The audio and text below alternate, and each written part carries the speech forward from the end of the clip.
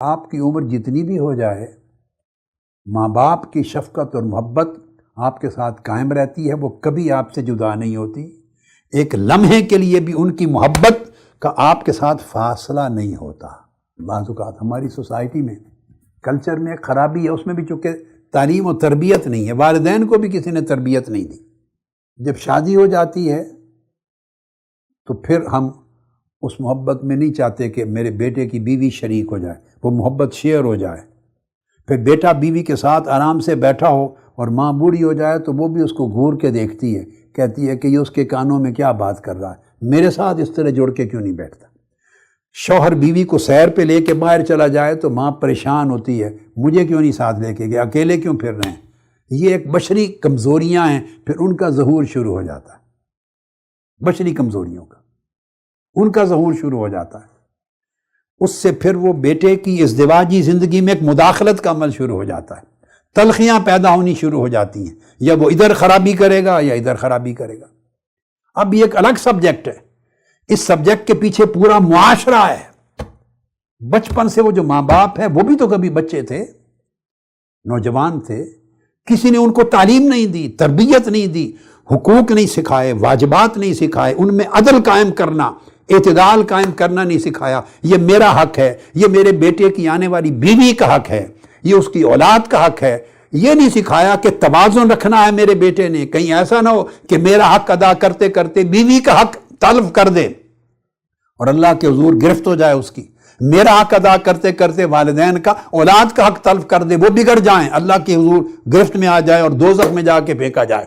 یہاں توازن اور اعتدال کی ضرورت ہوتی ہے، وہ سکھایا نہیں کسی کا، وہ صرف جذبات سے سوچتی ہیں، اللہ کی تعلیمات اور ہدایات سے نہیں سوچتی۔ یہ ایک الگ المیہ ہے، یہاں ماں باپ کو سوچنا چاہیے کہ اور بھی فرائض آتے ہیں، ان میں پھر توازن رکھ کے چلنا ہے، مگر یہ حکم قائم رہتا ہے کہ دل نہ دکھائے۔ ہاں اگر کسی ناجائز بات کا حکم کہیں وہ نہیں ماننی، اس میں بے ادبی نہیں ہوگی۔ اللہ رسول کی معصیت اور نافرمانی ہو، اس کا کہیں نہیں ماننا، وہ بے ادبی نہیں ہوگی، مگر جواب سختی سے نہیں دینا، پیار سے، تعظیم تکریم سے، اس طرح دینا ہے کہ آپ کو پتہ ہو کہ یہ ناجائز کام ہے، یہ کرنا بھی نہیں، اور ان کے ساتھ سخت اور تلخ طریقے سے بولنا بھی نہیں۔ ادھر بھی باز پرس ہوگی، ادھر بھی باز پرس ہوگی۔ شادی ہو جاتی ہے بچوں کی تو بیوی اگر اکیلا انڈیپینڈنٹ رہنا چاہتی ہے، یہ اس کا عذر شریعت حق ہے۔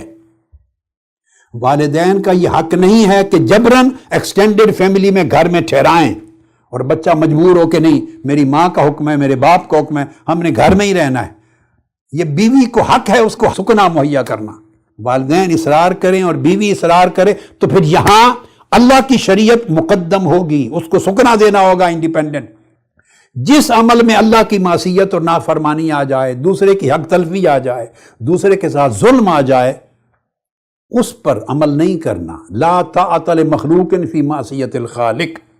جس عمل میں اللہ کی نافرمانی ہو اس میں کسی مخلوق کی اطاعت نہیں ہوتی، مگر اس کے باوجود بات کرنی ہے، یہ آپ کو امتیاز ہونا چاہیے، کیا جائز ہے کیا ناجائز ہے۔